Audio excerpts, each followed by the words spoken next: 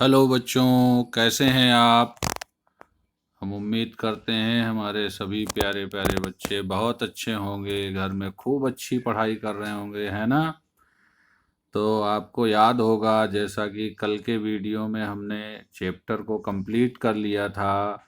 आज बारी है एक्सरसाइज की, तो आज हम लोग एक्सरसाइज डिस्कस करेंगे, एक्सरसाइज को कंप्लीट करेंगे, ठीक है।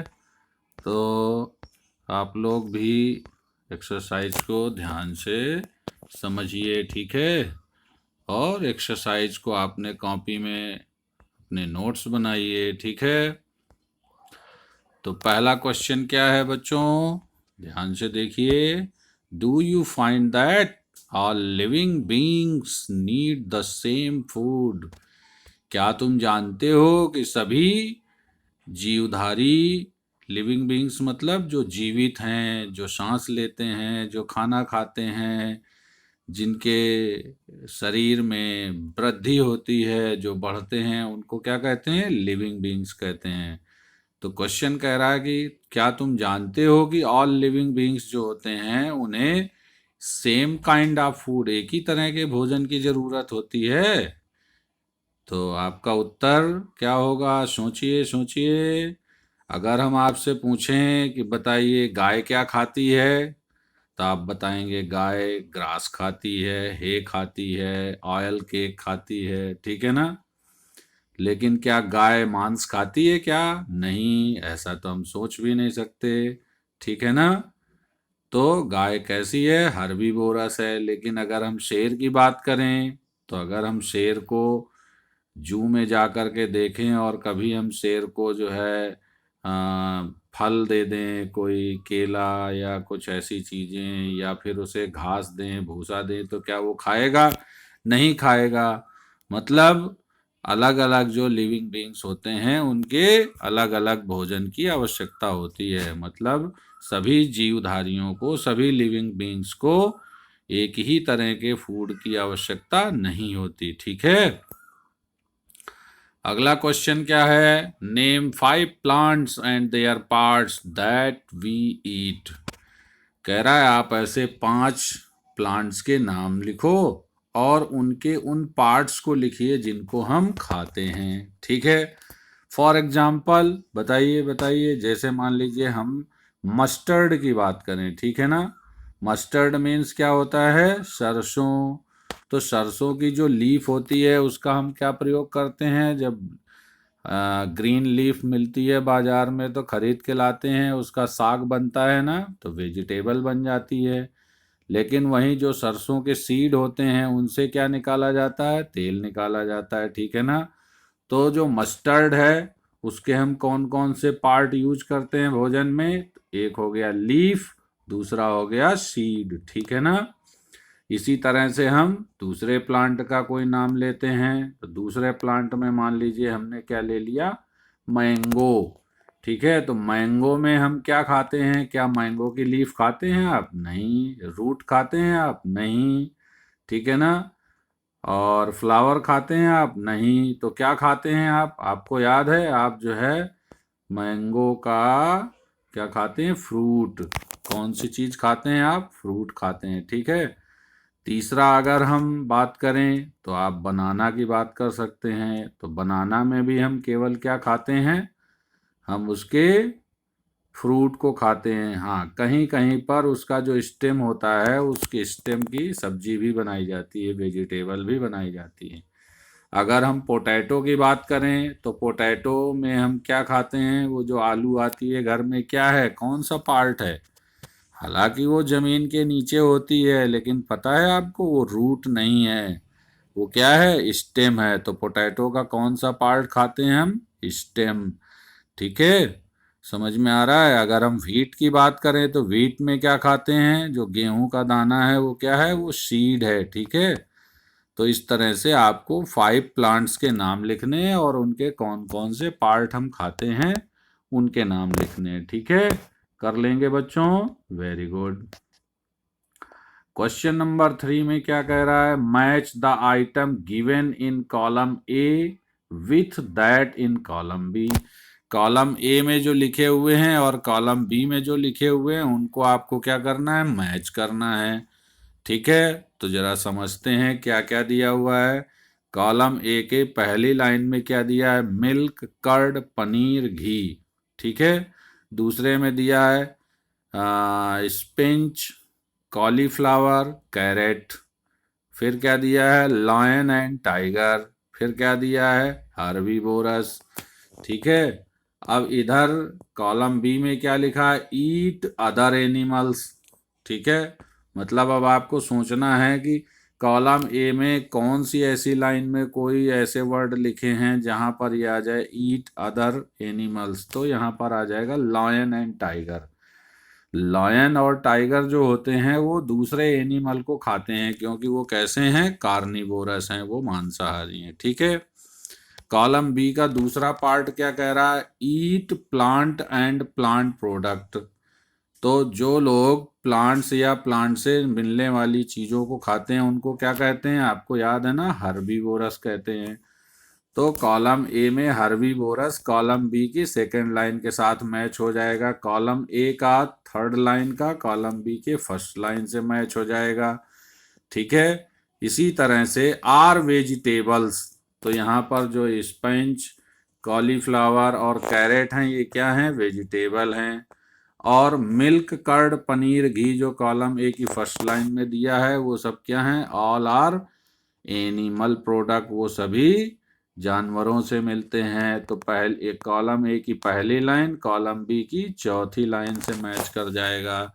ठीक है, उम्मीद है आप लोगों ने अच्छी तरह से समझ लिया होगा। अब आगे चलते हैं क्वेश्चन नंबर 4। ठीक है बच्चों, क्वेश्चन नंबर 4 क्या कह रहा है, fill up the blanks with the word given. अब यहाँ पर कुछ वर्ड दिए हैं ना, herbivore, plant, milk, sugar cane, carnivore. और इधर आपके 5 क्वेश्चंस दिए हुए हैं, A B C D E, 5 lines दी हुई हैं जिनमें कुछ ब्लैंक्स हैं। उन ब्लैंक्स को हमें फिल करना है, लेकिन याद रहे हमें ऊपर दिए हुए 5 वर्ड्स में कोई एक वर्ड, हर जगह एक एक वर्ड आएगा और यही 5 वर्ड्स सब जगह में कंप्लीट करने हैं। ठीक है, तो टाइगर इज आ, क्या आएगा, कार्निवोर। टाइगर कैसा है, मांसाहारी है, तो carnivore, because it eat only meat, क्योंकि ये केवल मांस खाता है। Deer eats only plant product and so is called, और इसलिए इसे कहते हैं हर्बीवोर। ठीक है, तो बी में क्या आ जाएगा, हर्बीवोर आ जाएगा। सी में पैरट ईट्स ओनली, क्या आ जाएगा, प्लांट प्रोडक्ट। ठीक है ना, क्योंकि वो चिली खाता है, मैंगो खाता है, तो ये सब प्लांट से मिलते हैं, तो प्लांट प्रोडक्ट हो गया। डी में क्या कह रहा है, द, फिर ब्लैंक है, that we drink which come from cows, buffaloes and goats in is an animal. तो यहाँ पर किसकी बात कर रहे हैं, कौन सी ऐसी चीज है जो जानवरों से मिलती है और हम उसे पीते हैं, तो वो है मिल्क। ठीक है, मिल्क दिया है ना ऊपर, हाँ बिल्कुल। तो डी में मिल्क आ जाएगा, the milk that we drink which come from the cows, buffaloes and goats is an animal product. ठीक है, मिल्क एनिमल प्रोडक्ट है। ई में क्या कह रहा है, वी गेट शुगर फ्रॉम। अब देखिए ऊपर हमने 4 वर्ड्स यूज कर लिए हैं, एक हर्बीवोर, एक प्लांट, एक मिल्क, एक कार्निवोर। कौन सा वर्ड बचा है, शुगर केन। और हमें पता है कि चीनी किससे मिलती है, गन्ने से। गन्ने को क्या कहते हैं, शुगर केन। ठीक है, तो ई में क्या आ जाएगा, we get sugar from sugar cane, हमें चीनी गन्ने से प्राप्त होती है। ठीक है बच्चों, समझ में आ गया। अब आते हैं सजेस्टेड प्रोजेक्ट एंड एक्टिविटीज। ठीक है बच्चों, ये बहुत इंपॉर्टेंट पार्ट होता है हर एक यूनिट का, जो ग्रीन बैकग्राउंड में दिया रहता है। और बच्चों आप लोग ज़रूर इन एक्टिविटी या प्रोजेक्ट को किया करो, इससे आपका मेंटल डेवलपमेंट बहुत अच्छा होता है। ठीक है, तो पहला जो एक्टिविटी या प्रोजेक्ट है उसको ज़रा ध्यान से पढ़ते हैं, क्या दिया है। You must have seen a garden lizard around your home. आपने ज़रूर अपने घर के आसपास किसको, छिपकली को देखा होगा। Next time when ever you see it, अगली बार आपको जब कभी ये दिखाई पड़े, ऑब्जर्व केयरफुली, इसे ध्यान से देखिएगा, एंड फाइंड आउट, और जानिएगा, what it take for food, ये अपने खाने के लिए कौन कौन सी चीज़ों को लेती है, ये क्या लेती है भोजन में। Is the food different from that of the house lizard, क्या इसका भोजन जो घर की छिपकली होती हैं घर के अंदर, क्या उनसे अलग है। तो आपको इस बात को खुद पता करना है और खुद समझना है। ठीक है बच्चों, अब दूसरी बात में आते हैं। दूसरी लाइन में कौन सी एक्टिविटी करने को कही गई है। कह रहे हैं make a list with picture when possible, अगर संभव हो सके तो एक लिस्ट बनाइए और उनकी पिक्चर फिगर भी बनाइए। आप फूड किसके, भोजन की लिस्ट बनाइए और उनकी फिगर बनाइए। ठीक है, generally taken by the people of different region of India, किनकी आपको किनके फूड के नाम लिखने हैं और उनके आपको फिगर बनाने हैं जो भारतवर्ष के अलग अलग क्षेत्रों में जो भोजन किए जाते हैं। जैसे अगर हम बात करें साउथ इंडिया की तो वहाँ इडली सांभर डोसा इसके इसके हम फिगर बना सकते हैं। अगर हम वेस्ट बंगाल की बात करें तो उसके लिए हम किसको बना सकते हैं, फिश को बना सकते हैं। ठीक है ना। अगर हम नॉर्थ इंडिया की बात करें तो वहाँ पर दाल चावल सब्जी रोटी इसकी बात कर सकते हैं। ठीक है, तो ऐसे आपको अलग अलग रीजन के जो खाने की चीज़ें हैं उनको आपको नाम भी लिखना है और उनके फिगर बनाने हैं। ठीक है, place these on a large outline map of the India to display in your classroom, और कह रहे हैं कि जो इंडिया का मैप होता है ना क्लासरूम में उसको लगाइए, डिस्प्ले करिए इंडिया का मैप, और उसमें उन चीज़ों के नाम और उनके चित्र के साथ उनके फिगर के साथ उसको आप लगा दीजिए। ठीक है, अब इसके बाद हम बात करते हैं activity 3, find out the name of plant that grow in water and which are eaten as food, आपको ऐसे प्लांट के नाम पता करने हैं जो पानी के अंदर पैदा होते हैं और उन्हें खाया जाता है। ठीक है, आप पता करिए। ठीक है, अभी ये आपको हम नहीं बताएंगे, आपको ये सब खुद पता करने हैं। ठीक है, आप खुद जानकारी करिए। अगला क्वेश्चन क्या है, अगली activity, in chapter 10 you will find out ways of measuring length of curve lines. हाँ, अगर जो चैप्टर 10 है उसमें क्या है, measurement of length.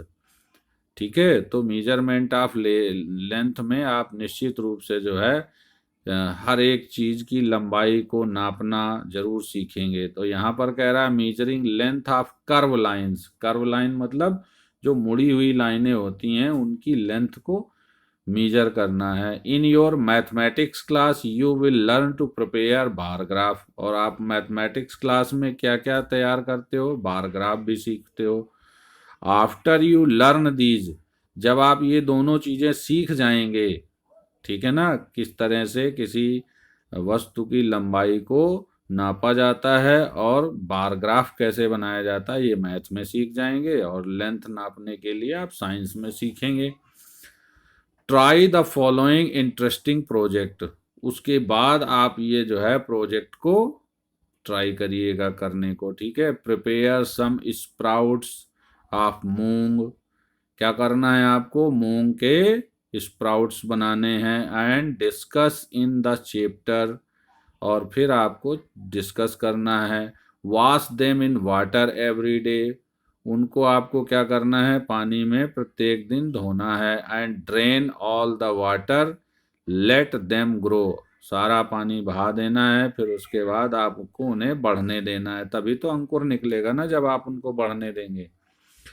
For a week, एक सप्ताह के लिए। Until the whole of seed grow into young plant, और आप देखेंगे कि एक हफ्ते में क्या हो जाएगा, वो एक बढ़िया अच्छा सा प्लांट बन जाएगा। तो कह रहे हैं तब तक आप उसको रखिए जब तक वो एक यंग प्लांट छोटा पौधा ना बन जाए। Measure the length of the sprout every day, अब उससे जो सीड से अंकुर निकलेगा उसका आपको 7 डेज तक लगातार मीजरमेंट करना है। तो पता चला आप जो है संडे के दिन पहला दिन रखेंगे, संडे को मेजर करेंगे तो पहले आपको 2 मिलीमीटर मिलेगा, फिर अगले दिन आपको वही 6 या 7 मिलीमीटर मिलेगा, फिर आपको उसके अगले दिन 1.5 सेंटीमीटर मिलेगा और बढ़ता रहेगा।